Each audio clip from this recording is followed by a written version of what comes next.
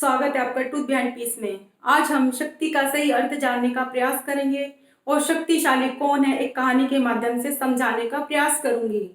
एक बार एक डाकू ने प्रण लिया होता है कि वो 1000 लोगों को मारेगा। 999 लोगों को मार चुका होता है।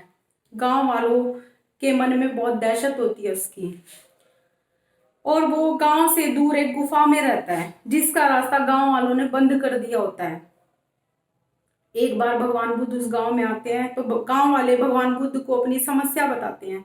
तो भगवान बुद्ध कहते हैं कि मैं उसे समझाने का प्रयास करूंगा। गांव वाले भगवान बुद्ध को रोकते हैं कि आप ऐसा मत कीजिए, वो आपको भी मार डालेगा।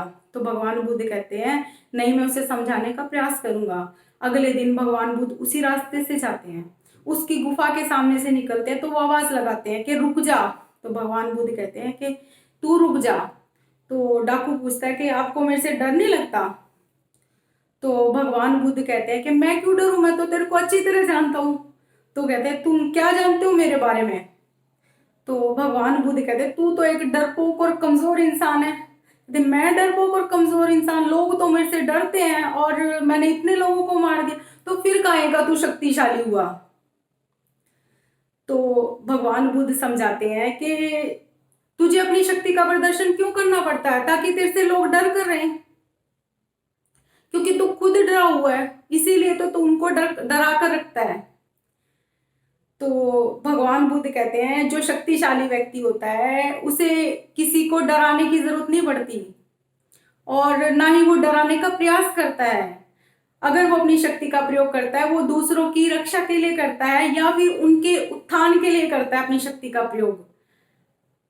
तू तो एक डरपोक इंसान है, और कहीं ना कहीं उसके अंदर जो व्यक्ति छिपा होता है उससे भगवान बुद्ध उसको मिलवाते हैं, उसको अपना सही चेहरा दिखाते हैं कि तू वास्तव में कौन है। इस तरह से वो भगवान की बातों से प्रभावित होता है और भगवान को कहता है कि आप मुझे अपनी शरण में ले लीजिए। तो भगवान बुद्ध कहते हैं कि ठीक है, मैं तेरे को अपनी शरण में लेता हूँ, लेकिन तुझे मेरी एक बात माननी पड़ेगी। अब हम दोनों इस गांव से निकलेंगे।